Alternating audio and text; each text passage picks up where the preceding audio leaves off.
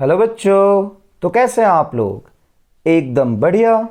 मैं मनीष राज, आपका MR sir.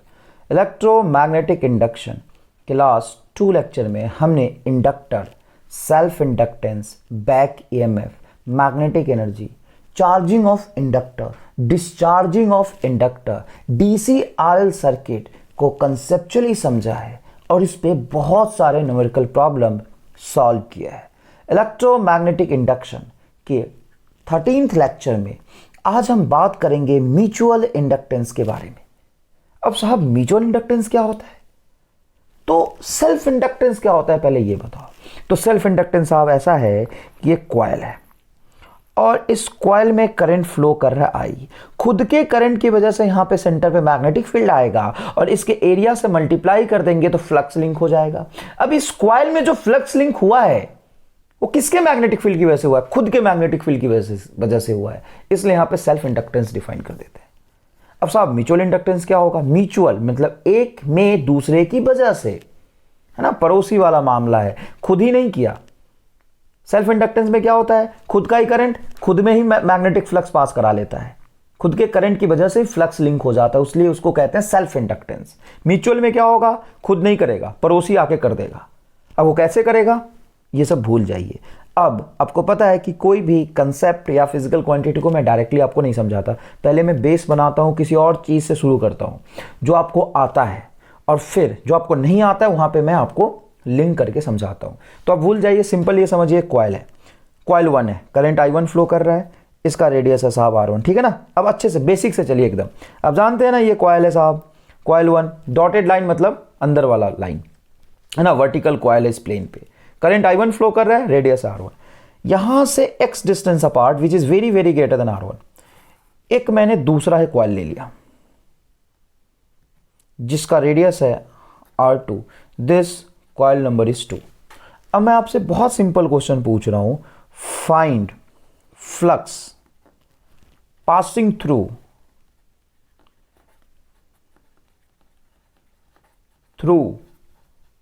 Coil 2 due to coil 1।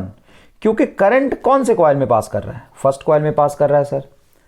अब मैग्नेटिक फील्ड कौन डेवलप करेगा? First coil. अब फर्स्ट कॉइल की वजह से सेकंड कॉइल में मैग्नेटिक फ्लक्स कितना पास कर रहा है, यह हमें कैलकुलेट करना है ना। तो आपको ऐसा नहीं लग रहा कि ये तो सर इलेक्ट्रोमैग्नेटिक इंडक्शन का लेक्चर नंबर 1 की बात कर रहे हो? सर लेक्चर नंबर 1 में आपने मैग्नेटिक फ्लक्स निकालना सिखाया था, सेम टू सेम क्वेश्चन मैंने लेक्चर नंबर 1 में कराया था, सेम वही क्वेश्चन मैं समझा रहा हूं आपको। क्लियर है? चलो, क्या कैलकुलेट करना है साहब? φ21 means flux passing through coil 2 में पास होने वाला फ्लक्स पहले की वजह से, ठीक है। मैग्नेटिक फील्ड कौन जनरेट करेगा? पहला कॉइल। एरिया किसका लेंगे? दूसरे कॉइल का। तो आपको लिखना पड़ेगा ना, फ्लक्स होता है मैग्नेटिक फील्ड इनटू एरिया। अब यहां पे जो मैग्नेटिक फील्ड आएगा फर्स्ट कॉइल के करंट की वजह से, करंट कैरिंग कॉइल की वजह से, उसके एक्सिस पे जो मैग्नेटिक फील्ड होता है, फॉर्मूला आपको याद होना चाहिए, म्यू नॉट I1, क्योंकि यहां पे करंट क्या है? I1, R1 का होल स्क्वायर बटा 2 R1 का होल स्क्वायर प्लस डिस्टेंस, जहां पे आपको निकालना है x का whole square to the power 3/2 into इसका एरिया पाई R2 का स्क्वायर। क्या फ्लक्स सही है? नहीं। यहां पे एक अप्रॉक्सीमेशन भी है कि जो डिस्टेंस है दोनों कॉइल के बीच में, that is very very greater than R1। ऐसा होना भी चाहिए। क्यों साहब, क्यों होना चाहिए? ऐसे इसलिए होना चाहिए क्योंकि ये जो एरिया आपने लिया है एग्जैक्टली एक्सिस पे मैग्नेटिक फील्ड ये होता है। कंप्लीट एरिया में मैग्नेटिक फील्ड यही होगा, ये पॉसिबल नहीं है, बट ये बहुत ज़्यादा डिस्टेंस पे होगा तो यहाँ पे हर जगह मैग्नेटिक फील्ड इतना ही आएगा। तो अप्रॉक्सीमेशन लगाएंगे अपन, x is very very greater than R1। If x is very very greater than R1, तो यहाँ पे आप देख सकते हैं flux passing through 2 due to 1 will becomes mu naught. अच्छे से देखिएगा मैं क्या लिख रहा हूँ, म्यू नॉट R1 का होल स्क्वायर और ये R2 का होल स्क्वायर, R1 का होल स्क्वायर R2 का होल स्क्वायर डिवाइडेड बाई 2, है ना बेटा, 2। और यहाँ पे जो टर्म आ रहा है ये वाला term, R1 is very very less than x, मतलब x से बहुत छोटा है, छोटे का स्क्वायर और छोटा होगा तो x स्क्वायर ही बचेगा 3/2, तो 2 से 2 कैंसिल, x का पावर क्यूब, तो ये साहब हो जाएगा x का पावर क्यूब। क्लियर है क्या? सब कुछ लिख लिया क्या? नहीं, एक चीज़ बच रहा है यहाँ पे, क्या बच रहा है बताइए, एक चीज़ क्या बच रहा है बताइए, अच्छे से सोच के बताइए।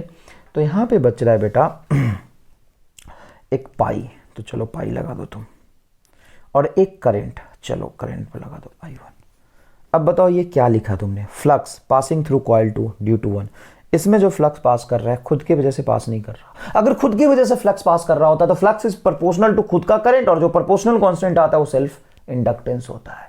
यहां पे जो फ्लक्स पास कर रहे हो पड़ोसी की वजह से फ्लक्स पास कर रहा है, पड़ोसी ने मैग्नेटिक फील्ड डेवलप किया खुद के करंट की वजह से, और एरिया आपने इसका लिया, तो इसमें फ्लक्स लिखा जरूर है लेकिन पड़ोसी की वजह से हुआ है। इसलिए इस वाले टर्म को आप प्रोपोर्शनल कांस्टेंट कह सकते हैं। देखिए याद करिए, flux is directly proportional to current, याद है ना, सेल्फ इंडक्टेंस पढ़ते समय आपने बोला था। और जो प्रोपोर्शनल कांस्टेंट था वो सेल्फ इंडक्टेंस था, लेकिन यहां पे जो प्रोपोर्शनल कांस्टेंट है वो हो जाएगा आपका म्यूचुअल इंडक्टेंस। किसका म्यूचुअल इंडक्टेंस, 2 का, किसकी वजह से, 1 की वजह से, M21 आ जाएगा। ये क्लियर है, स्क्रीन पॉज करके पूरा लिखिए पहले।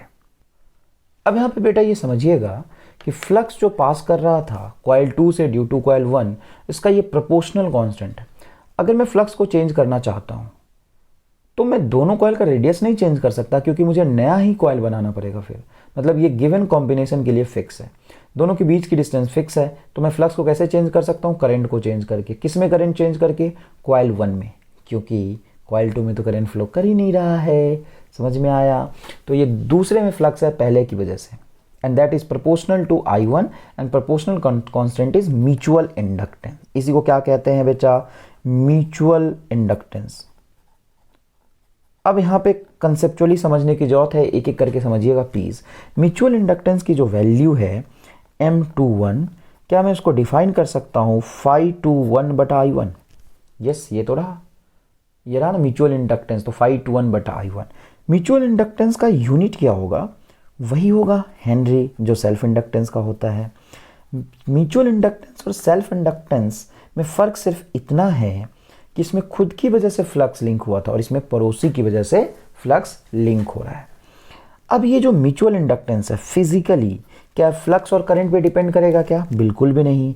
डज नॉट डिपेंड्स अपॉन, ये mutual inductance does not depends upon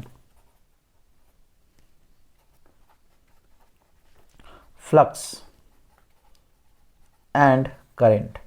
तो साहब ये किस पे डिपेंड कर रहा है, ये वाला जो टर्म आया ना ब्रैकेट में, इसी पे डिपेंड कर रहा है।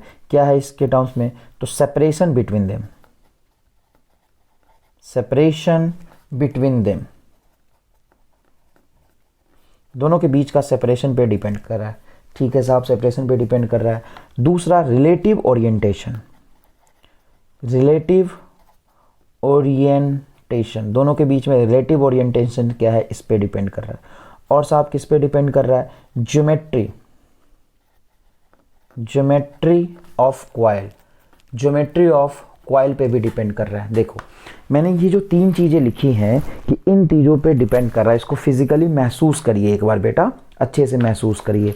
चलिए देखिए, ये म्यूचुअल इंडक्टेंस है, क्या सेपरेशन पे डिपेंड करा, बिल्कुल करा। अच्छा रेडियस पे डिपेंड करा, हाँ ये तो ज्योमेट्री हो गया। अच्छा medium, medium between them also depends upon, medium between them, medium between them, दोनों के बीच में मीडियम क्या है उन बात पे भी डिपेंड करता है। मतलब ये डिपेंड्स वाला है, depends, mutual inductance depends on these 4 parameter. और बिल्कुल इस 4 पैरामीटर पे डिपेंड करना भी चाहिए था। क्यों करना चाहिए था ये 4 पैरामीटर पे डिपेंड, तो ध्यान से देखिए। देखो separation between them, yes. Orientation, बिल्कुल ओरिएंटेशन पे भी डिपेंड करेगा। मान लो एक कॉइल तुमने ऐसा लिया, देखो यहाँ पे मैं बना के दिखाता हूँ। एक कॉइल मान लो तुमने ऐसा लिया साहब, और इससे कुछ डिस्टेंस पे एक कॉइल ऐसा लिख लिया। अब बताओ इनका म्यूचुअल इंडक्टेंस क्या हो जाएगा, 0 हो जाएगा। क्यों म्यूचुअल इंडक्टेंस 0 हो जाए, क्योंकि फ्लक्स पास ही नहीं कर रहा है। तो रिलेटिव ओरिएंटेशन पे भी डिपेंड करता है, ठीक है ना। उसका ज्योमेट्री ऑफ अ कॉइल देखिए, R1 R2 के रेडियस पे डिपेंड कर रहा है। अच्छा मीडियम देखिए, म्यू नॉट, अगर दूसरा मीडियम होता तो यहाँ पे mu of relative permeability of a medium लिखते हैं। क्या आपको कहानी समझ में आया, क्लियर है। बट ये फ्लक्स और करंट पे डिपेंड नहीं करता है, फ्लक्स और करंट पे डिपेंड नहीं करता है। बताइए यहाँ पे इसमें अगर करंट फ्लो कर रहा होता I, और मैं आपसे इस पे फ्लक्स पूछता तो फ्लक्स कितना हो जाता, बोलो फ्लक्स कितना हो जाता, 0। अब फ्लक्स 0 क्यों हुआ है, म्यूचुअल इंडक्टेंस जीरो इसलिए फ्लक्स जीरो हुआ है, या फ्लक्स जीरो है इसलिए म्यूचुअल इंडक्टेंस जीरो हुआ है? ढंग से सोच के बताइए। अगर मैं यहाँ पे स्टेटमेंट लिख दूं, एक स्टेटमेंट लिखूं, ढंग से सुनिएगा क्या लिख रहा हूं।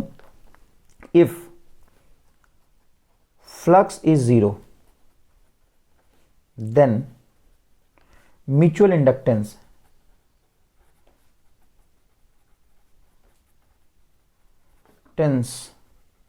Must be zero wire. And दूसरा स्टेटमेंट क्या है, ध्यान से सुनिएगा। If mutual inductance is zero then flux will be zero.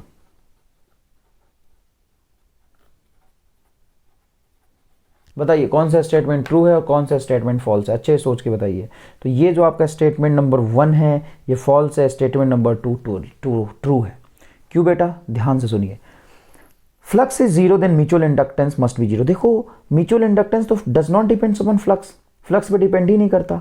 Mutual inductance flux पे डिपेंड ही नहीं करता। मान लीजिए ये वाला सिस्टम अपन ने लिया, यहाँ पे करंट फ्लो नहीं कर रहा साहब, जैसे फ्लक्स पास नहीं करेगा, क्या इन दोनों के बीच में म्यूचुअल इंडक्टेंस नहीं हो सकता? हो सकता है। म्यूचुअल इंडक्टेंस की जो वैल्यू है वो करंट पे डिपेंड नहीं करता है, इसमें कितना करंट फ्लो कर रहा है उस पर डिपेंड ही नहीं करता है। म्यूचुअल इंडक्टेंस तो इसके बीच के डिस्टेंस, इसका और इसका रेडियस, तो रेडियस भी है, बीच का डिस्टेंस भी है, और इनके बीच का मीडियम और ओरिएंटेशन पे डिपेंड करता है। तो इसमें करंट नहीं फ्लो कराओगे तो फ्लक्स जीरो होगा। तो क्या फ्लक्स जीरो से म्यूचुअल इंडक्टेंस जीरो हो जाएगा क्या? अरे साहब ये देखो, म्यूचुअल इंडक्टेंस की जो वैल्यू है, म्यूचुअल इंडक्टेंस की वैल्यू है ये वाली आई है, ये वैल्यू है म्यूचुअल इंडक्टेंस की, ये वैल्यू है म्यूचुअल इंडक्टेंस की। म्यूचुअल इंडक्टेंस फ्लक्स पे डिपेंड ही नहीं करता। तो मान लीजिए यहां से करंट जीरो फ्लो कर रहा है, करंट ही नहीं फ्लो कर रहा, तो फ्लक्स पास नहीं करेगा, तो क्या म्यूचुअल इंडक्टेंस नहीं होगा? म्यूचुअल इंडक्टेंस होगा। ठीक है ना? तो चलो यहां पे देख, ध्यान से समझो, ध्यान से समझो। यहां तक अपने लिख लिया था, ये वाला स्टेटमेंट अपने को लिखना था, ये वाला स्टेटमेंट अपने को लिखना था। अब ध्यान से सुनिए, ये जो स्टेटमेंट है आपका ये ट्रू है और ये जो स्टेटमेंट है आपका फॉल्स है। क्यों? Mutual inductance is zero, mutual inductance zero है। ऐसा देखो, इस कॉम्बिनेशन का म्यूचुअल इंडक्टेंस बताओ क्या हो गया? जीरो, क्योंकि रिलेटिव ओरिएंटेशन ही उल्टा रख दिया, तो फ्लक्स मस्ट भी जीरो। हाँ, अगर म्यूचुअल इंडक्टेंस जीरो तो फ्लक्स जीरो होगा। यहाँ पे स्टेटमेंट देखिए, अगर म्यूचुअल इंडक्टेंस जीरो है, देखिए अगर म्यूचुअल इंडक्टेंस जीरो हो गया तो जीरो मल्टीप्लाई करंट, फ्लक्स बताओ क्या हो जाएगा? जीरो। मान लो एक कैपेसिटर है बेटा, एक ऐसे समझो, एक बाल्टी है, चलो बाल्टी है, अब इसे बाल्टी की कैपेसिटी है 5 लीटर की। अब इसे मैंने पानी नहीं रखा तो क्या इसकी कैपेसिटी नहीं होगी? होगी। वही बात है यहाँ पे म्यूचुअल इंडक्टेंस का। इसमें दो कॉइल के बीच में म्यूचुअल इंडक्टेंस है, मतलब अगर यहां से करंट फ्लो करेगा तो इससे फ्लक्स पास करेगा, इंड्यूस हो सकता है, लेकिन इसमें करंट फ्लो करेगा तो इससे फ्लक्स पास नहीं कर सकता है। समझ में आया कि नहीं आया? म्यूचुअल इंडक्टेंस होता है फ्लक्स पे डिपेंड नहीं करता, लेकिन फ्लक्स म्यूचुअल इंडक्टेंस पे डिपेंड करता है। कितना फ्लक्स पास करेगा वो म्यूचुअल इंडक्टेंस पे डिपेंड करेगा। देखो यहाँ पे म्यूचुअल इंडक्टेंस की वैल्यू कितनी है, यहाँ पे म्यूचुअल इंडक्टेंस की वैल्यू कितनी है, मल्टीप्लाई करंट, ये फ्लक्स कहलाएगा। क्लियर है क्या ये बात? बहुत बढ़िया। अब जो मैं कहने जा रहा हूं वो बहुत बड़ी बात है, ध्यान से सुनना। ये म्यूचुअल इंडक्टेंस है। अब बहुत अच्छे से और ध्यान से इसको महसूस करने की कोशिश करो तो तुम्हें एक सरप्राइजिंग रिजल्ट दिखाई देगा इसमें, बिल्कुल सरप्राइजिंग रिजल्ट दिखाई देगा। क्या सर? तो ढंग से सुनना। अगर मान लो छोटे वाले कॉइल में करंट पास कर रहा होता और कॉइल 1 में मैं आपसे फ्लक्स पूछता, तो म्यूचुअल इंडक्टेंस की वैल्यू इतनी आती क्या? हाँ, क्योंकि मीडियम पहले की वजह से दूसरे में देखो या दूसरे की वजह से पहले में देखो, मीडियम तो वही है, दोनों के बीच की डिस्टेंस वही है, पाई कांस्टेंट है और दोनों का रेडियस का होल स्क्वायर है। मतलब अगर छोटे वाले करंट कॉइल से करंट पास करा के बड़े वाले में फ्लक्स पूछता तो इंडक्टेंस, म्यूचुअल इंडक्टेंस की वैल्यू एग्जैक्टली यही आती। अब एक काम करिए, स्क्रीन पॉज करके, बेटा पहले लिख लिया था ना, स्क्रीन पॉज करके नहीं लिखा था तो ये वाला स्क्रीन पॉज करो और फटाफट लिखो, यहां तक स्क्रीन पॉज करके लिखो। अब ये स्क्रीन पॉज करके लिखो, वहां लिख लिया था, ये स्क्रीन पॉज करके अच्छे से लिखो। देखो अगर मैं रिवर्स आपसे पूछता हूं, जैसे ये कॉइल लिया अपन ने, इसका रेडियस है अपने R1, ये कॉइल है आपका 1 और यहां से x डिस्टेंस पे एक दूसरा कॉइल लिया अपन ने, कॉइल नंबर 2 और इसका रेडियस है बेटा R2, ठीक है ना, और इसमें करंट अब फ्लो करा लिया अपन ने I2। अगर मैं आपसे पूछता हूं find flux passing through coil 1 due to coil 2, तो इसके वजह से यहाँ पे जो फील्ड होगा, if x is very very greater than r1 और r2, तो बेटा अच्छे से देखिए फ्लक्स इन 1 ड्यू टू 2 क्या होगा, तो वो होगा magnetic field mu not I2 r2 का whole square divided by 2 into x cube multiply इसका एरिया पाई इंटू r1 का होल स्क्वायर। अब ढंग से यहाँ पे देखा जाए तो 512 की जो वैल्यू आएगी क्या आएगा, म्यू नॉट पाई, म्यू नॉट पाई, देखो म्यू नॉट पाई r2 और r1 का होल स्क्वायर, तो r1 का होल स्क्वायर r2 का whole square divided by 2x cube multiply I2। वाह बेटा, तो ये flux passing through coil 1 due to 2, और यहां पे flux in 1 due to 2 is proportional to I2, yes. और यहां पे बेटा आपने लिखा था flux in coil 2 due to 1, ये आया था, याद करिए, म्यू नॉट पाई r1 का होल स्क्वायर r2 का whole square divided by 2x cube and current I1। तो flux in 2 due to 1 I1 के प्रोपोर्शनल होगा, फ्लक्स इन 1 ड्यू टू 2, अरे ड्यू टू 2 तो 2, ड्यू टू 1 तो 1, और ये प्रोपोर्शनल कांस्टेंट और ये प्रोपोर्शनल कांस्टेंट एग्जैक्टली ये क्या है आपका M12 और ये क्या है आपका M21, एग्जैक्टली क्या आ गया, सेम आ गया। तो इसी को कहते हैं रेसिप्रोसिटी थ्योरम। रेसिप्रोसिटी थ्योरम कहता है कि इसके वजह से जितना म्यूचुअल इंडक्टेंस इस कॉइल का होगा उतना ही इसके वजह से इसका म्यूचुअल इंडक्टेंस होगा, क्योंकि म्यूचुअल इंडक्टेंस एक पेयर के लिए डिफाइंड होता है, कॉम्बिनेशन के लिए डिफाइंड होता है। जितना ये अपने पड़ोसी को कर पाएगा ये भी उतना ही इसको कर पाएगा, दोनों में म्यूचुअल इंडक्टेंस सेम है। समझ में आया कि नहीं आया? अच्छा, यहां से अगर मैं इसको डिफरेंशिएट करूं तो देखिए, इसको अगर मैं डिफरेंशिएट कर रहा हूं तो ढंग से देखिएगा बेटा, डिफरेंशिएट करूंगा नहीं, बस लिखूंगा यहां पे, और इसको मैं कांस्टेंट लिखूंगा M12। तो बताओ इसका डिफरेंशिएशन करूंगा तो rate of change in flux in 1 due to 2 क्या होगा, इंड्यूस EMF किसमें, अरे जिसमें फ्लक्स पास कर रहा है, किसकी वजह से, जिसकी वजह से कर रहा है, इज इक्वल टू, यहां पे कांस्टेंट क्या आएगा, म्यूचुअल इंडक्टेंस M12 लिखो, M21 लिखो या M लिख दो डायरेक्ट, कोई दिक्कत नहीं है, इनटू dI2/dt। तो देखो अब दूसरे में करंट चेंज होगा तो इसमें फ्लक्स चेंज होगा, और इसका जो rate of change in flux है वो इसका इंड्यूस EMF होगा। तो देखिए ये रहा साहब आपका इंड्यूस EMF। तो बड़ी लंबी चौड़ी कहानी बनाते हैं, कहते हैं साहब इसमें करंट इतना फ्लो कर रहा था, इसमें करंट इस रेट से चेंज हुआ, तो बताओ इसमें इंड्यूस EMF क्या होगा। तो बस मुझे म्यूचुअल इंडक्टेंस बता दो और इसमें करंट किस रेट से चेंज हो रहा है वो बता दो, इसमें करंट की वैल्यू मुझे नहीं पता करना, मुझे एक म्यूचुअल इंडक्टेंस बता दो जो इनके सेपरेशन पे, इनके ओरिएंटेशन पे, इनके ज्योमेट्री पे डिपेंड करता हूँ। म्यूचुअल इंडक्टेंस की वैल्यू बता दो और मुझे rate of change in current बता दो, ये बता दो, ये बता दो, मैं इसमें निकाल दूंगा। और एग्जैक्टली यहां पे अगर इसको डिफरेंशिएट करेंगे तो induce EMF in second coil due to 1 is equal to क्या होगा, म्यूचुअल इंडक्टेंस M21 या M लिख दो डायरेक्ट, dI1/dt। I1 क्यों? क्योंकि इंड्यूस EMF जो होगा दूसरे में पहले की वजह से, तो पहले की वजह से हो रहा है, तो पहले में rate of change in current with respect to time into mutual inductance लिखेंगे। क्या ये कहानी बहुत अच्छे से समझ आ रही है? अरे same to same self inductance जैसा है, क्या खास बात है इसमें, सेल्फ इंडक्टेंस जैसा ही है, एग्जैक्टली सेम है। हाँ, उसमें खुद की वजह से होता था, इसमें पड़ोसी करके भाग गया, उसमें खुद की वजह से होता था, इसमें पड़ोसी करके भाग गया। तो उसमें EMF जिस कॉइल का लिखते थे उसी कॉइल का सेल्फ इंडक्टेंस, और उसी कॉइल में rate of change in current लिखते थे। क्लियर है ये बात? बहुत बढ़िया बेटा। चलिए साहब, अब अपन आगे देखते हैं। आगे क्या देखेंगे, तो यहां तक पहले स्क्रीन पॉज करके लिख लीजिए अच्छे से। नेक्स्ट देखिएगा बेटा, ये कॉइल 1 है जिसमें करंट फ्लो कर रहा है I1, और x डिस्टेंस अपार्ट है कॉइल 2 है जिसमें करंट फ्लो कर रहा है I2। अगर मैं इसके म्यूचुअल इंडक्टेंस के रिलेशन को देखूं, दोनों में करंट फ्लो कर रहा है, ठीक है ना, तो इसमें जो फ्लक्स इंड्यूस हो रहा है खुद की वजह से, उसका रिलेशन क्या होगा, तो फ्लक्स इन 1 ड्यू टू 1, वो तो सेल्फ इंडक्टेंस वाली कहानी हो गई, खुद ही कर रहा है, तो 511 इज इक्वल टू होगा L1 I1, खुद का करंट खुद में फ्लक्स लिंक करा रहा है ना, अरे भाई कॉइल 1 में फ्लक्स ड्यू टू 1, तो ये आएगा रिलेशन, बहुत बढ़िया साहब। अच्छा, इसका खुद का करंट खुद में फ्लक्स लिंक कराएगा तो वो क्या होगा, 522 is equal to L2 I2, बहुत बढ़िया यार, कोई दिक्कत नहीं है। अच्छा, म्यूचुअल इंडक्टेंस, इसके करंट की वजह से इसमें जो फ्लक्स लिंक होगा उसको बोलेंगे 512, और वो क्या होगा, वो होगा M, क्योंकि M12 और M21 सेम हो रहा है तो M लिखो, M करंट I2, ये इक्वेशन नंबर 3। और फ्लक्स इन 2 ड्यू टू 1 क्या होगा, ये होगा M इन I1, ये इक्वेशन नंबर 4 हो गया। इसमें कोई दिक्कत है तो बताइए। नहीं साहब, ये ठीक ठीक लग रहा है, इसमें कोई प्रॉब्लम नहीं है।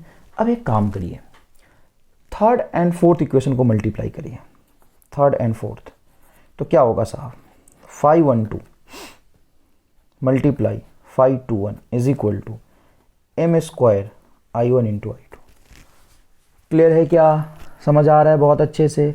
अब ध्यान से देखो, अगर मैं इस कॉइल को बहुत बहुत बहुत बहुत बहुत पास रख दूं तो अच्छे से सोच के बताओ, अच्छे से एकदम, कि खुद के करंट की वजह से जो फ्लक्स लिंक हो रहा था, खुद के करंट की वजह से जो फ्लक्स लिंक हो रहा था खुद में, इसी में, इसके करंट की वजह से इस कॉइल में भी उतना ही फ्लक्स लिंक होगा जितना खुद के करंट की वजह से खुद में हो रहा था। अगर मैं इस दोनों कॉइल को पास रख दूं तो देखो, इस दोनों कॉइल को उठा के बहुत पास रख देता हूं, एकदम पास रख देता हूं, ठीक है।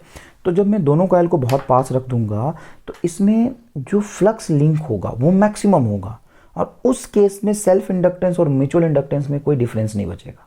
ध्यान से देखिए, अगर मैं इस कॉइल को उठा के एग्जैक्टली इसी के पास रख दूं, यहाँ पे रख दूं, तो इस खुद के करंट की वजह से खुद में जितना फ्लक्स आ रहा है और खुद के करंट की वजह से इसमें जो फ्लक्स लिंक होगा वो सेम हो जाएगा। क्लियर है। तो यहाँ पे मैं ये दोनों बराबर कर सकता हूँ और ये दोनों बराबर कर सकता हूँ, ठीक है ना। देखो, खुद में जो फ्लक्स पास कर रहा है खुद के करंट की वजह से, और इसमें जो फ्लक्स पास करेगा इसकी वजह से सेम आ जाएगा, और इसमें जो इसकी वजह से फ्लक्स पास कर रहा है और खुद की वजह से जो फ्लक्स पास कर रहा है सेम हो रहा है। तो 512 के जगह पे 511 लिख सकता हूँ, तो L1I1 आ जाएगा और ये L2I2 आ जाएगा। तो इसमें लिख सकता हूँ L1I1 और L2I2 मल्टीप्लाई कर दिया। ऐसा बेटा इसलिए हो रहा है, कंफ्यूज मत हो, इसको याद रख लो। फिलहाल तुम कंफ्यूज होने की जरूरत नहीं, एक थ्योरम आएगा, इसको तुम याद रख लो कि जब बहुत पास रख देंगे दोनों कॉइल को तो खुद की वजह से जो फ्लक्स आएगा और इसकी वजह से जो फ्लक्स आएगा दोनों सेम हो जाएगा, और कोई खास बात नहीं है। अरे भाई 511 512 के बराबर हो जाएगा अगर एग्जैक्टली एकदम पास चिपका के रख दिया तो। ये कहानी है बस।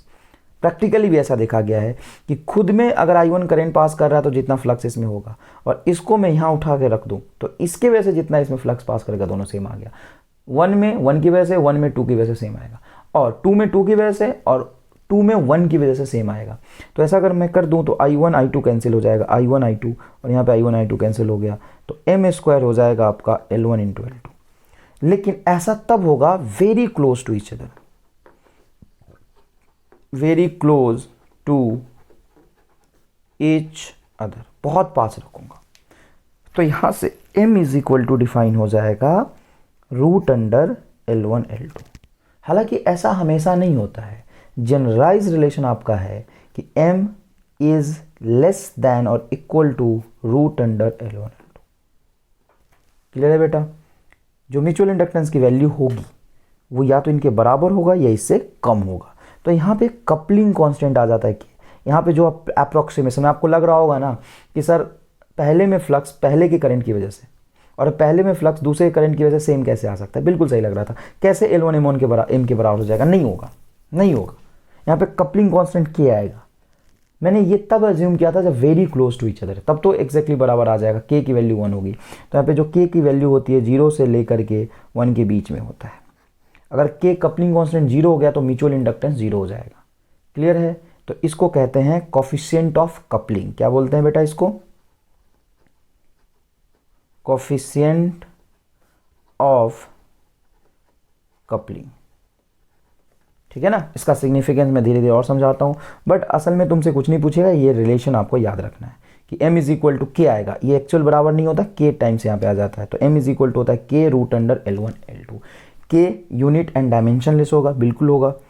देखो इधर रूट सेल्फ इंडक्टेंस सेल्फ दोनों का डायमेंशन सेम होता है, प्रोडक्ट करोगे तो स्क्वायर आएगा, रूट भी है तो सिंपल इंडक्टेंस और इधर भी इंडक्टेंस। तो K डायमेंशनलेस है, ये भी याद रखिएगा कि K is dimensionless, dimensionless coupling constant है साहब ये। ठीक है, स्क्रीन पॉज करके अच्छे से लिखिए। नेक्स्ट देखिएगा बेटा, सॉलिनॉइड से रिलेटेड म्यूचुअल इंडक्टेंस के खूब सारे क्वेश्चन पूछे जाते हैं। कई किताबों में तो सॉलिनोइड से म्यूचुअल इंडक्टेंस को समझाते हैं, बट सॉलिनोइड से म्यूचुअल इंडक्टेंस समझना थोड़ा सा कॉम्प्लिकेटेड होता है, इसलिए मैंने पहले आपको म्यूचुअल इंडक्टेंस की फील अलग से दिला दी है। अब सॉलिनोइड के केस में म्यूचुअल इंडक्टेंस देखते हैं। देखिए बेटा, ये सॉलिनोइड है, इसको इंडक्टर भी बोल सकते हैं, आइडियल सॉलिनोइड को इंडक्टर बोलते हैं। देखिए I1 करंट आ रहा है, ये सॉलिनोइड कॉइल टर्न टर्न टर्न। इस सॉलिनोइड का लेंथ है L1 और टोटल नंबर ऑफ टर्न्स है सॉलिनोइड में कैपिटल N1, रेडियस है सॉलिनोइड का R1 and number of turns per unit length. इस N1 को आप डिफाइन कर सकते हैं total number of turns N1 बटा इसका लेंथ है आपका L1। क्लियर है बात ये? ठीक है साहब। एक दूसरा वाला छोटा सा सॉलिनोइड लिया है, इसका length L2, number of total turns is N2, radius is R2 and number of turns per unit length, this N2 is nothing but N2 by L2। ये सारी कहानी आप सॉलिनोइड में पढ़ चुके हैं, इंडक्टर भी समझ चुके हैं। अब हमें क्या करना है, I1 करंट पास कर रहा है, हमें निकालना है find flux due to first solenoid in second solenoid. In fact हमें सेकेंड सॉलिनोइड में फ्लक्स निकालना है पहले की वजह से। बहुत ईजी है, क्या करेंगे, मैग्नेटिक फील्ड निकालेंगे पहले की वजह से। यहाँ पे मैग्नेटिक फील्ड तो यही प्रोड्यूस करेगा I1 वाला, और एरिया अपन लिख देंगे दूसरे वाले सॉलिनोइड का। एरिया किसका लिख लेंगे, दूसरे वाले सॉलिनोइड का। अच्छे से देखिएगा, मैग्नेटिक फील्ड इस पूरे रीजन में लार्ज लॉन्ग सॉलिनोइड है, आइडियल सॉलिनोइड है, तो मैग्नेटिक फील्ड इस पूरे रीजन में होगा म्यू नॉट, B1 की वैल्यू क्या होगी बेटे, म्यू नॉट N1 I1। याद करिए, number of turns per unit length लेते हैं। एरिया, तो इसका एरिया क्या होगा बेटा, पाई R2 का स्क्वायर, ठीक है, multiply total number of turns लेंगे। तो टोटल नंबर ऑफ टर्न्स यहाँ पे कैपिटल N2 को स्मॉल n2 इंटू L2 लिख सकते हैं, बिल्कुल लिख सकते हैं, स्मॉल n2 इंटू L2। यह आएगा आपका फ्लक्स। तो यहाँ पे देखिएगा, flux passing through second solenoid due to 1 must be proportional to I1। बिल्कुल, तो I1 को साइड में ले जाइए, बाकी सबको लिखिए। तो म्यू नॉट N1 N2, देखिए भाई, म्यू नॉट N1 N2 पाई R2 का स्क्वायर इंटू L2, ब्रैकेट में लिख लीजिए, और इधर आपका करंट आ जाएगा I1। ये है आपका बेटा mutual inductance M2 due to 1। ये आपका म्यूचुअल इंडक्टेंस आया है। क्या आया है, म्यूचुअल इंडक्टेंस।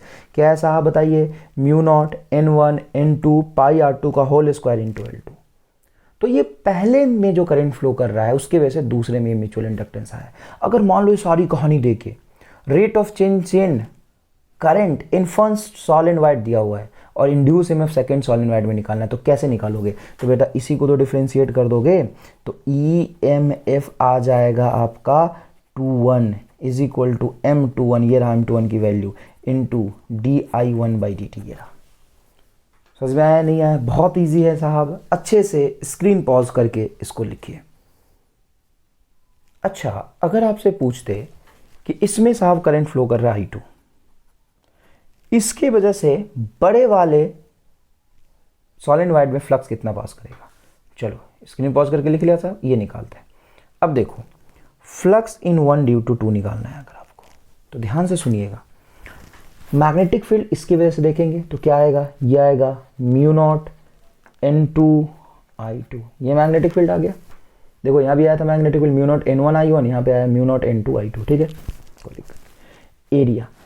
तो अब बड़े वाले में से फ्लक्स लिखना है, लेकिन मैग्नेटिक फील्ड तो इसी रीजन में अवेलेबल है बस, तो आपको एरिया तो इसी का लिखना पड़ेगा। बिल्कुल, तो लिखिए पाई R2 का होल स्क्वायर।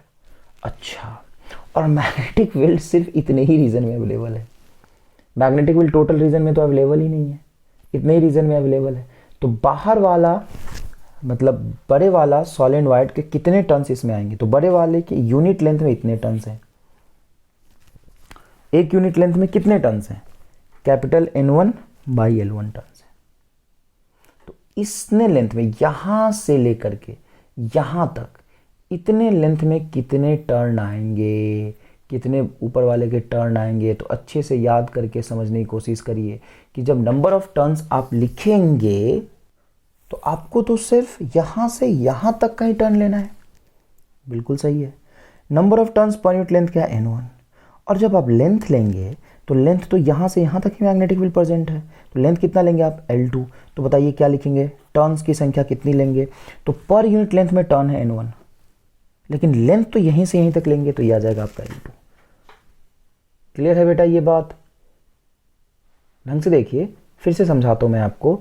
मैग्नेटिक फील्ड जब आप लिख रहे हैं यहाँ पे, तो मैग्नेटिक फील्ड होगा म्यू नॉट N2 I2, क्योंकि I2 इसका करंट और यहाँ पे number of turns per unit length है इसका N2, तो इसकी वजह से मैग्नेटिक फील्ड ले रहे हैं। चलिए N2 आपने लिख लिया। अब एरिया, तो भले ही आप फ्लक्स बड़े वाले सॉलिनॉइड में लिखना चाहते हैं, छोटे वाले सॉलिनॉइड की वजह से बड़े वाले सॉलिनॉइड में आप फ्लक्स लिखना चाहते हैं, बट ध्यान से सोच के बताइए, क्या मैग्नेटिक फील्ड यहाँ पे प्रेजेंट है? यहाँ पे मैग्नेटिक फील्ड है, यहाँ पे है, यहाँ पे है, यहाँ पे नहीं, यहाँ पे मैग्नेटिक फील्ड प्रेजेंट है। अरे ये सॉलिनॉइड जो छोटा वाला है वो खुद के अंदर ही तो मैग्नेटिक फील्ड प्रोड्यूस करेगा। तो भले ही बाहर वाले से आप फ्लक्स लिख रहे हो, बड़े वाले सॉलिनॉइड में फ्लक्स लिख रहे हो, लेकिन मैग्नेटिक फील्ड इतने ही रीजन में अवेलेबल है, तो यही एरिया लेंगे आप। इसका एरिया बोलिए क्या होगा, पाई R2 का स्क्वायर। तो देखिए यहाँ पे क्या लिखा है, पाई R2 का स्क्वायर। और यहाँ से यहाँ तक बड़े वाले के कितने टर्न्स आएंगे, क्योंकि आप इसमें फ्लक्स लिख रहे हो, बड़े वाले में लिख रहे हो, एरिया छोटे वाले का क्यों लिया, क्योंकि इसी रीजन में मैग्नेटिक फील्ड है। अब यहाँ से यहाँ तक टोटल लेंथ है आपका L2, और number of turns per unit length है बड़े वाले का N1, तो N1 इंटू L2 टाइम्स ही तो यहाँ से यहाँ का बड़े वाले का लेंथ होगा, N1 इंटू L2। तो यहाँ पे क्या लिखेंगे आप, N1 इंटू L2। देखिए क्या लिखा आपने, N1 इंटू L2। क्लियर है बेटा? चलिए अब ध्यान से देखिए, तो 512 इज इक्वल टू क्या होगा, तो देखिए म्यू नॉट N1 N2, देखिए यहाँ पे N1 और यहाँ पे N2, N1 into pi R2 का स्क्वायर इंटू L2। देखिए पाई R2 का स्क्वायर इंटू L2, बहुत बढ़िया साहब, इंटू करेंट I2। अब ध्यान से मिलाओ, ये था तुम्हारा M21 और ये है आपका M12, तो रेसिप्रोसिटी थ्योरम फिर से वैलिड है। M21 is equal to M12 आ रहा है, यहाँ पे M12 यहाँ पे आ रहा है। क्लियर है क्या ये बात? बिल्कुल अच्छे से समझ में आया? तो ध्यान से देखिए, रेसिप्रोसिटी थ्योरम यहाँ फिर से वैलिड है। क्लियर है ये बात? देखिए ना बेटा, म्यू नॉट N1 N2 पाई R2 का square L2, mu naught N1 N2 पाई R2 का स्क्वायर इंटू L2। तो यहाँ तो रहा है M1 M2 is equal to M21। Clear है क्या ये बात? तो अच्छे से रेसिप्रोसिटी थ्योरम फिर से देखिए, यहाँ पे वेरीफाई हो गया। स्क्रीन पॉज करके पूरा लिखिए। नेक्स्ट म्यूचुअल इंडक्टेंस के कुछ एप्लीकेशन देखिएगा बेटा। सीरीज कॉम्बिनेशन ऑफ इंडक्टर में पढ़ा था। मान लीजिए ये इंडक्टर है, ठीक है ना, और यहाँ पे एक दूसरा इंडक्टर सीरीज में कनेक्टेड है। इसका सेल्फ इंडक्टेंस L1, इसका सेल्फ इंडक्टेंस L2।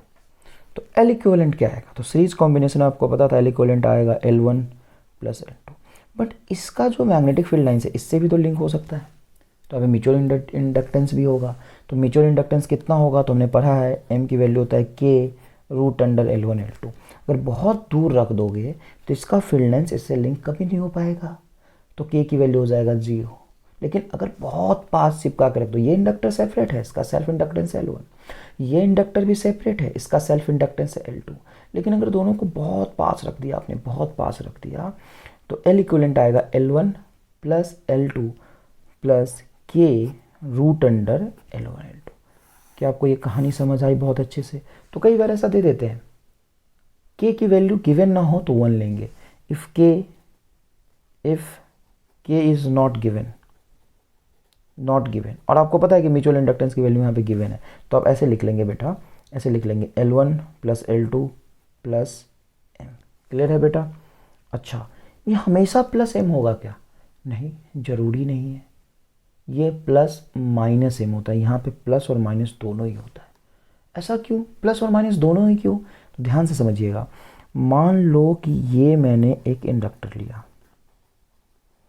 और ये इंडक्टर यहाँ से ना शुरू करके मैंने उल्टा ऐसे शुरू कर दिया, नीचे से ला के शुरू कर दिया, तो यहाँ पे जो नीचे करंट जाएगा और ये तुम्हारा इधर से देखोगे तो क्लॉकवाइज दिखाई देगा, वही करंट इधर आके आपको एंटी क्लॉकवाइज दिखाई देगा, तो इसका उल्टा फ्लक्स लिंक हो जाएगा। देखो ना, ऐसे शुरू करते, यहाँ से शुरू नहीं किया, नीचे से ले जाके मैंने अपोजिट डायरेक्शन शुरू किया। अगर ये L1 है, ये L2 है, तो आपका जो L इक्विवेलेंट आएगा वो आ जाएगा L1 plus L2 minus √L1 L2। और सिमिलर मैनर में कनेक्टेड है, K भी लिख लो, कपलिंग कांस्टेंट होना चाहिए, K गिवन नहीं तो 1 ले लोगे, है ना। और अगर सेम मैनर में कनेक्टेड है तो यहाँ पे प्लस आएगा, अपोजिट मैनर में कनेक्टेड है तो माइनस आएगा, क्योंकि ये कम करने की कोशिश कर रहा है ना, उल्टी डायरेक्शन से लिंक हो रहा है फ्लक्स। यहाँ पे देखिए उल्टी डायरेक्शन में फ्लक्स लिंक हो जाएगा। क्लियर है? स्क्रीन पॉज करके बेटा ये लिखिए। नेक्स्ट क्वेश्चन देखिएगा बेटा। मान लीजिए साहब एक कॉइल है ना, और एक अंदर कॉइल है। बड़े वाले कॉइल का रेडियस है कैपिटल आर और छोटे वाले कॉइल का रेडियस है स्मॉल आर। इसमें करंट गिवन है कि साहब आई है। Find mutual inductance. Find mutual inductance. Find mutual inductance. क्या आप निकाल सकते हैं म्यूचुअल इंडक्टेंस? आपका जवाब होना चाहिए सर नहीं। क्यों नहीं? तो म्यूचुअल इंडक्टेंस के लिए इसकी वजह से इसमें फ्लक्स हमें निकालना पड़ेगा, और हमें तो सेंटर पे मैग्नेटिक फील्ड पता है। मैं लिख सकता हूँ मैग्नेटिक फील्ड इसकी वजह से mu naught I by two R, यही होता है ना बेटा। सर्कुलर कॉइल की वजह से उसके सेंटर पे magnetic field mu naught I by two R ही होता है। तो मैग्नेटिक फील्ड मैं लिख सकता हूँ साहब, लेकिन ये मैग्नेटिक फील्ड जस्ट इसके सेंटर पे है, लेकिन ये कॉइल, छोटा वाला कॉइल का एरिया तो यहाँ से यहाँ तक है। तो कैसे लिख सकता हूँ? ये फ्लक्स जो होगा दूसरे कॉइल में पहले की वजह से वो होगा मैग्नेटिक फील्ड पहले का और एरिया दूसरे का। लेकिन ये मैग्नेटिक फील्ड इस जस्ट सेंटर पे, यहाँ हर जगह उतना थोड़ी ना है। बट ऐसा सवाल आपसे कभी पूछेगा ही नहीं। आपसे पता है क्या सवाल पूछेगा? फाइंड म्यूचुअल इंडक्टेंस, और यहाँ पे लिखा होगा if small R is very very less than capital R. ऐसा गिवन होगा। ऐसा है तभी आप निकाल सकते हैं। अब ये बहुत छोटा है, बहुत छोटा है, तो जस्ट इसके सेंटर पे मैग्नेटिक फील्ड, तो इसी के बराबर आप ले लेंगे। तो चलिए मैग्नेटिक फील्ड बोलिए क्या होगा? Mu naught I by two R. Area बताइए क्या होगा? तो एरिया अंदर वाले का पाई आर स्क्वायर। क्लियर है क्या? बिल्कुल सर। तो 512 आ गया। तो फ्लक्स है। म्यूचुअल इंडक्टेंस क्या होगा? तो यहाँ पे करंट को छोड़ दो, जो बचेगा वो म्यूचुअल इंडक्टेंस होगा। तो 521 इज इक्वल टू, यहाँ पे म्यूचुअल इंडक्टेंस होगा mu naught pi R square बटा 2r इंटू आई। ये तो होगा म्यूचुअल इंडक्टेंस। भाई साहब म्यूचुअल इंडक्टेंस होता है flux in 2 due to 1 divided by 1, या flux in 1 due to 2 divided by I2। ये तो म्यूचुअल इंडक्टेंस का डेफिनेशन है। तो फ्लक्स निकाल लो, करंट से डिवाइड कर दो। अगर तुमने यहाँ पे फ्लक्स निकाल लिया है तो इसको करंट से डिवाइड कर दो, आई से डिवाइड कर दो दोनों तरफ। तो फ्लक्स बटा करंट म्यूचुअल इंडक्टेंस होगा। इधर से आई से डिवाइड करोगे, आई से आई कैंसिल होगा, ये म्यूचुअल इंडक्टेंस आ गया। बताओ म्यूचुअल इंडक्टेंस क्या आया है? तो mu naught pi R square बटा 2r। कभी कभी ऐसे सवाल पूछ देते हैं, ठीक है ना। तो स्क्रीन पॉज करके अच्छे से पहले इसको लिखिए। लिख ले बेटा। अब आगे देखिए। कभी कभी तुमसे सवाल ऐसा पूछेगा कि कॉइल लिया बेटा, बहुत इजी है, सेम सवाल मैं पूछ रहा हूँ। इसका रेडियस है R1 और अंदर में एक छोटा कॉइल ले लिया और इसका रेडियस है R2। आपसे पूछेगा if R1 is very very greater then R2, ऐसा देने की ज़रूरत क्या है भैया? तो ऐसा बिल्कुल देने की ज़रूरत है। जब नहीं दोगे तो यहाँ पे मैग्नेटिक फील्ड लिख ही नहीं पाओगे। अब अंदर में करंट दे दिया साहब आई, और बोला कि find mutual inductance.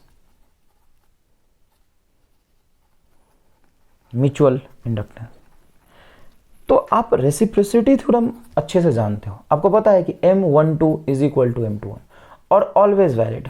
This one is always valid. दो अच्छे और कॉम्प्लिकेटेड केस में मैंने आपको समझा दिया है। कई केस में इसको विजुअलाइज करना बहुत मुश्किल होता है। लोगों को लगता है कि नहीं यार, बाहर वाले की वजह से करंट आई फ्लो कर रहा है, उसमें जो म्यूचुअल इंडक्टेंस फ्लक्स पास कर पाएगा पर यूनिट करंट, अरे भाई फ्लक्स पर यूनिट करंट, और अंदर वाले में जो करंट फ्लो कर रहा है उसकी वजह से, अंदर वाले में जो करंट फ्लो कर रहा है उसकी वजह से बाहर वाले में फ्लक्स पर यूनिट करंट, बहुत कॉम्प्लिकेटेड कैलकुलेशन हो जाएगा। ये आपके सिलेबस में भी नहीं है, बट होता सेम है। तो अगर करंट बाहर दिया हो तो बाहर वाले की वजह से अंदर मैग्नेटिक फील्ड कैलकुलेट करके निकाल लो। अगर करंट अंदर दिया हो या करंट गिवन नहीं ना हो, सिस्टम ऐसा बना दिया साहब, ऐसा सिस्टम बना दिया, रेडियस R1, इसकी रेडियस R2, बोला कि बताओ mutual inductance will depends upon. तो आपको पता है क्या करना है? बाहर वाले में करंट एज्यूम करके अंदर वाले में फ्लक्स निकालना है। बाहर वाले में करंट एज्यूम करके अंदर वाले में फ्लक्स निकालना है। क्यों? क्योंकि बाहर वाले की वजह से अंदर में जितना म्यूचुअल इंडक्टेंस आएगा, अंदर की वजह से बाहर में उतना ही म्यूचुअल इंडक्टेंस आएगा। क्लियर है? तो चलो बाहर म्यूचुअल इंडक्टेंस क्या होता है बोलो। M12 निकालो या M21 निकालो, बात एक ही है। बाहर वाले की वजह से अंदर में फ्लक्स क्या होगा? तो mu naught I by 2r into area pi R2 का स्क्वायर। यही आया था पहले भी। तो आई बटा आई, फ्लक्स बटा करंट, आई से आई कैंसिल हो गया। तो यहाँ से म्यूचुअल इंडक्टेंस आ जाएगा आपका म्यू नॉट पाई R2 का स्क्वायर बटा 2R1, है ना। बाहर वाले का रेडियस R1 है। और कई बार म्यूचुअल इंडक्टेंस का प्रोपोर्शनलिटी साइन पूछ लेते हैं, तो mutual inductance will proportional to R2 का होल स्क्वायर बटा R1, ये रहा आंसर है ना। कॉम्पिटिटिव एग्जाम में एक बार ऐसा सिस्टम देके म्यूचुअल इंडक्टेंस का प्रोपोर्शनलिटी साइन पूछ दिया था। तो म्यूचुअल इंडक्टेंस का प्रोपोर्शनलिटी साइन हो जाएगा M is proportional to R2 का होल स्क्वायर बटा R1। ये होगा आपका रिक्वायर्ड आंसर। स्क्रीन पॉज करके अच्छे से लिख लीजिए।